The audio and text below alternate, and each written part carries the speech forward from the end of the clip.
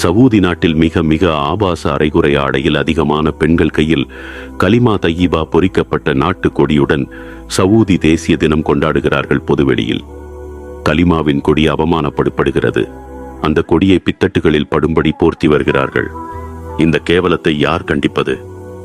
ருஹைலியும் மத்கலியும் மகாமிசியும் சுஹைமியும் இன்னும் இதை பார்க்கவில்லையோ? உலகத்தில் இருக்கிற எல்லா ஆலிம்கள் முஜாஹிதுகள் மீதெல்லாம் ஃபத்வா கொடுப்பார்கள். தனது நாட்டில் நடக்கும் அழிச்சாட்டியங்களையும் ஆபாசங்களையும் கண்டும் காணாமல் இருப்பார்கள். இதை சொன்னால் பலருக்கு கோபம் வரும். இதுதான் தக்லீத். நீங்கள் அல்லாஹ்விற்காக சலஃபியாக இருங்கள், சவுதிக்காக அல்ல. சவுதி என்பது இன்று இருக்கும், நாளை இல்லாமல் போகலாம். பல பேரரசுகள் காணாமல் போனதை மறக்காதீர்கள்.